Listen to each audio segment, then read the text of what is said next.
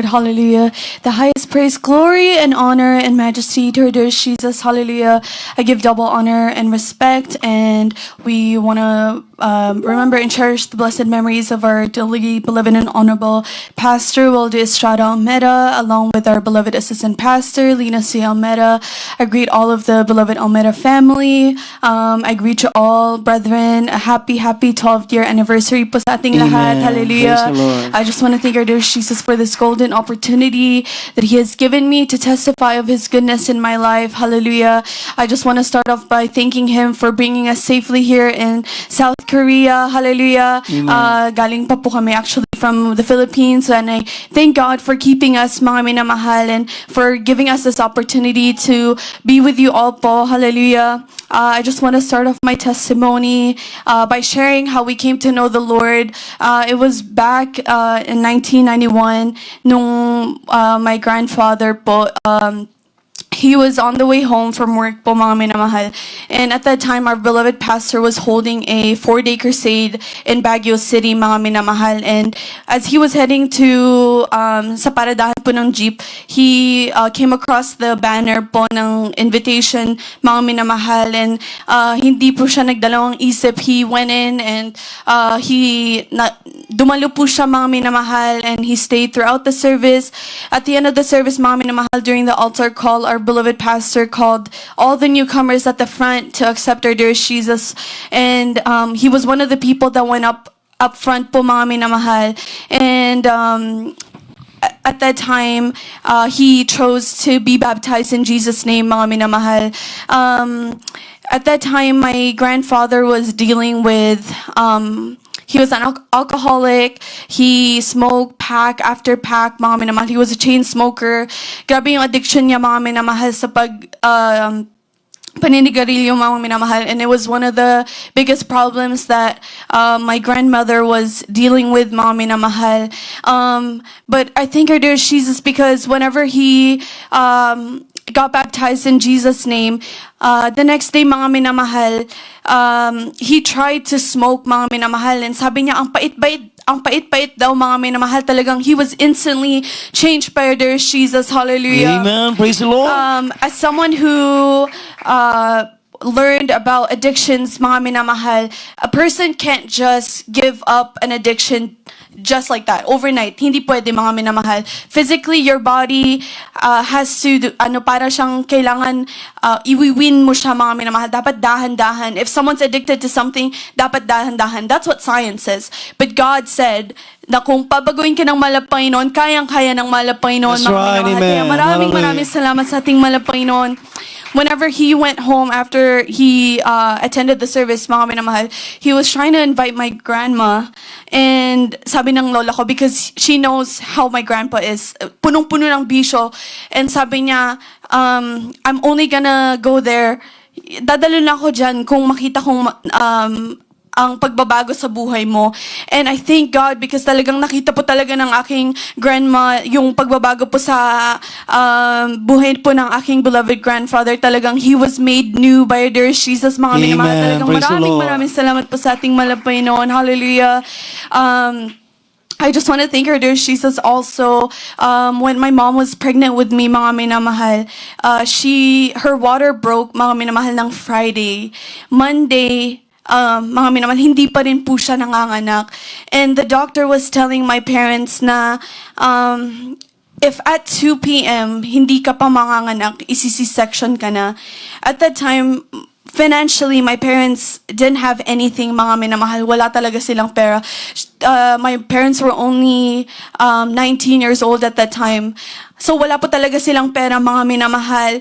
Ang ginawa po na aking beloved grandfather, mga minamahal, my father, pumunta po siya sa CR whenever he heard that news, mga minamahal, na if at 2 p.m. hindi pa manganak ang beloved mother ko, mga minamahal, na isi-section po siya. Pumunta po agad siya sa CR, lumuhod po siya at nanalangin sa ating Malapanginoon. Hallelujah.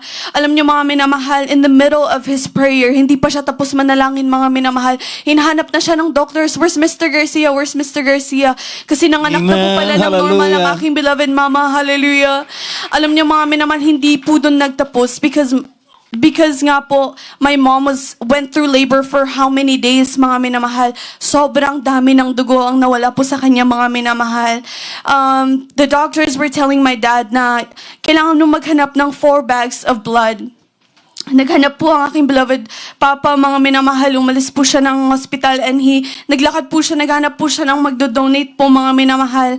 Alam niyo, mga minamahal, wala po siya talagang mahanapan.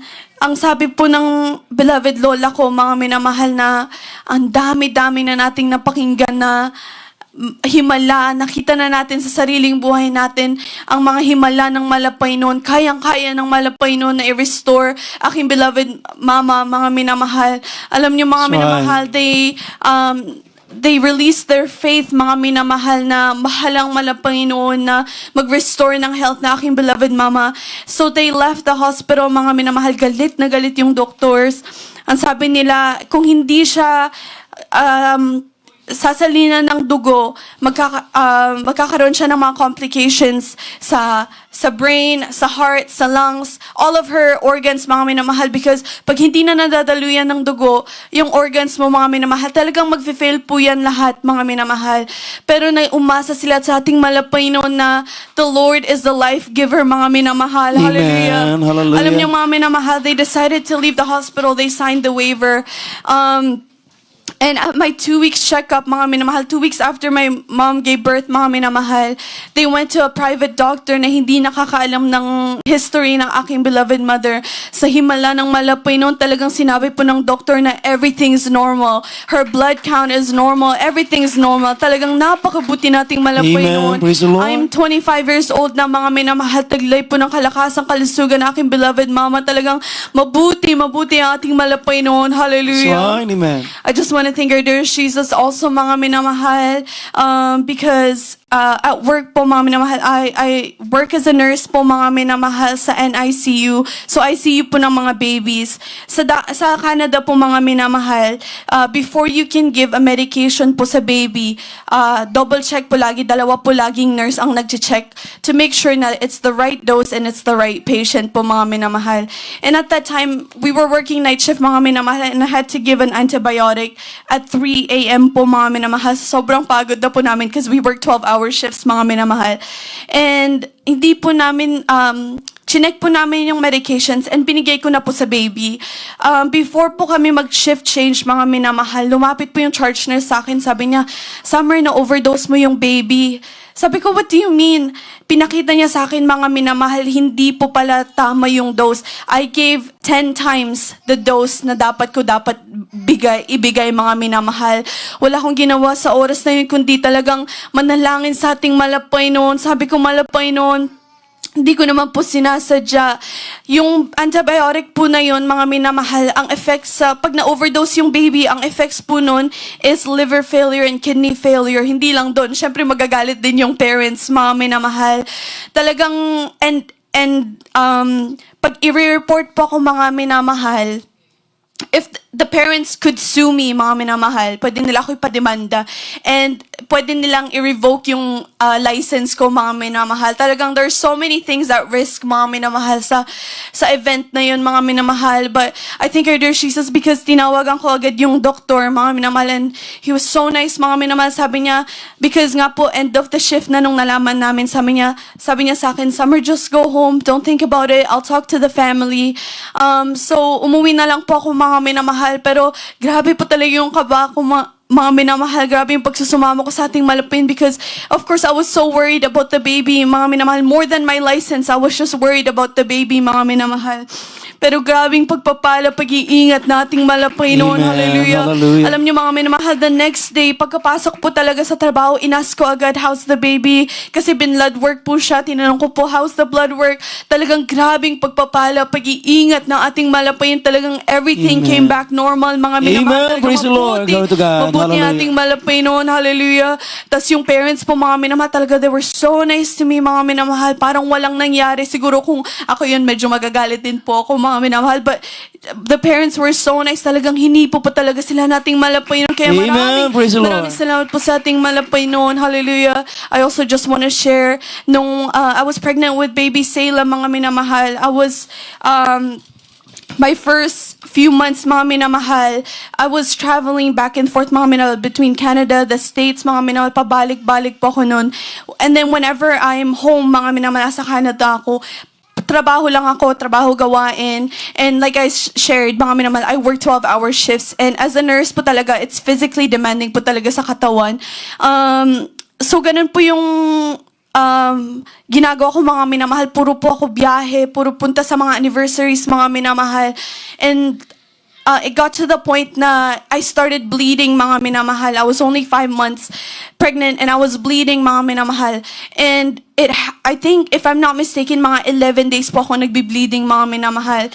And I brought it up to my OB. Sabi ng OB ko, Summer, kung isa pang event, isa ka pang episode na magbi-bleeding, I'll take you off of work, hindi ka na magtatrabaho. And nakipag-negotiate pa ako sa kanya. Sabi ko, pwede bang 8 hours shifts na lang ako? Because I was thinking na kailangan kong I should save up. Ganun po yung iniisip ko, mga minamahal. Pwede bang 8 hours? So, pinayagan ako ng doktor ko, but she was very reluctant because she was so worried na, mga minamahal, na bakit ang tagal-tagal kong nagbi-bleeding. Alam niyo, mga minamahal, pero she said, okay, fine, bigyan kitang 8-hour shifts lang. Pero magpa-ultrasound ka today, and based on the ultrasound results, I'll decide kung ipapa-off na kita ng trabaho. Alam niyo, mga minamahal, so after my appointment sa OB ko, I went to get my ultrasound done, mga minamahal. And that same day, I got a call from my doctor, mga minamahal, and sabi niya na, Summer, hindi ka na pwedeng mag-work. Your cervix is already thinning. That means, mga minamahal, nag-ready na po pala yung katawan kong to give birth, mga minamahal. Only 5 months, mga minamahal. Grabe, parang whenever I heard that news, mga minamahal, talagang I felt like parang gumuho po yung mundo ko. I was sitting in my room when I got that call na sabi ko, malapay noon, I can't believe this is happening to me. Talagang umiyak talaga ako sa ating malapay noon na sabi ko, malapay noon, if this baby is for me, this baby is for me. Pero if it is not for me, malapay noon, help me accept your will for my life. Malapay noon, hallelujah. Alam niyo, mga minamahal, talagang grabe, mga minamahal, because I was on bed rest, mga minamahal. Sabi ng doktor sa akin, di ka pwedeng mag-chores, di ka pwedeng maglakad-lakad, di ka pwedeng tumayo-tayo. Dapat nakaano ka lang, relax ka lang. Talagang as somebody who was traveling back and forth, lagi ako nasa work, nasa gawain, as in, di po talaga ako nasa bahay lang, mga minamahal. Talagang mentally, it was like a challenge, mga minamahal. Every day, it was a mental challenge for me na wag mag-worry sa baby ko, mga minamahal, and for my health, hallelujah. But I thank her, dear Jesus, mga minamahal, talagang yung mga sinasabi ng doctor, because I was considered a high-risk pregnancy, ang dami ko din pong testings na ginawa, mga minamahal. We even had to travel to a different city, mga minamahal, para more in-depth na ultrasound, mga minamahal. Talagang grabe po talaga yung pinagdaanan ko, pero grabe din po ang pagmamahal ng ating malapay noon. Amen. Hallelujah. Hallelujah. And His That's comfort, mga minamahal, talagang whenever September hit, kasi yun na po yung kabuanan ko, talagang grabing relief ko po, mga minamahal. Talagang napakabuti na ating malapay noon, because That's right. Amen. whenever you hear the news na you can give birth anytime. Of course, every day, parang every day that I woke up, nabuntis pa ako. I thank her, dear Jesus, na buntis pa ako, mga minamahal. Kaya grabing pagpapala nating malapin, because whenever September came, mga minamahal, talagang dun, and which is the kabuanan po talaga ni Selah, mga minamahal. Dun po talaga ako nanganak, mga minamahal. Talagang naging full term po si Selah. Talagang maraming Amen. Praise the Lord. salamat Glory to sa God. ating malapay noon. Whenever mga minamahal, when I was still pregnant with her, mga minamahal, they also found out that her umbilical cord was abnormal, mga minamahal. So, hindi po siya naka-attach sa placenta properly, mga minamahal. And ang risk po nun is the baby could stop growing in my belly. So, kaya din po ako laging minomonitor, mga minamahal.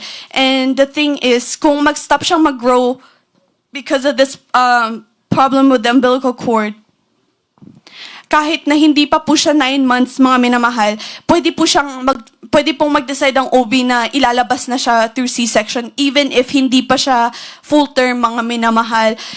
Hindi lang doon ang problema ng umbilical cord. Meron din po siyang exposed na blood vessels. Kasi yung umbilical cord po, it's covered with jelly-like substance, mga minamahal. But the thing is, yung kay Selah po, may exposed po na blood vessels, mga minamahal. And ang risk naman po nun is it could rupture anytime and it could cause death to the baby, and it could cause severe bleeding naman sa akin, mga minamahal. But I thank our dear Jesus because lahat po ng mga risks na yan, mga minamahal, lahat ng mga sinabi ng doktor, mga minamahal, na it could be a problem, mga minamahal, talaga hindi po pinahintulutan nating malapay Amen. noon. Praise the Talagang Lord. Glory to healthy God. po ako, healthy din po si Selah, and napakabuti po talaga nating malapay noon. Amen. That's Hallelujah. right. Talagang nandiyan po yung comfort nating malapay noon throughout my pregnancy na hindi po talaga mababayaran, mga minamahal. Talagang katulad nga po din yung sabi ni David Kuya Franz na peace of mind is the most important thing, mga minamahal. Talagang nandun po talaga yung peace na binigay po sa akin nating malapay. Kaya Amen. maraming Hallelujah. salamat po sa ating malapay noon. Hallelujah. Madami pa po sana, mga minamahal, but I feel like I've testified for a long time na, mga minamahal.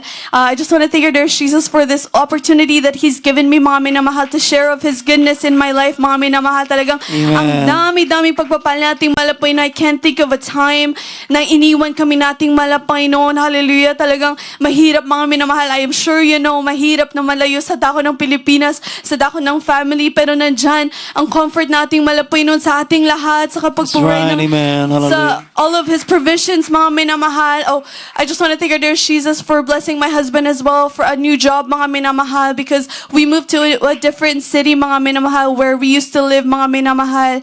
And I thank our dear Jesus because kung saan kami nakatira dati, talagang ang hirap niyang makakuha ng trabaho, mga minamahal. But I thank God, yun po pala, ang purpose po pala ng Malapay is because hindi po pala kami doon magsistay, mga minamahal. Lilipat po pala kami sa Calgary, mga minamahal. And I thank God because yung unang-una yan po pong in-applyan na trabaho sa Calgary, talagang natanggap po siya agad. Talagang maraming salamat po sa ating Hallelujah. Malapay noon. Hallelujah.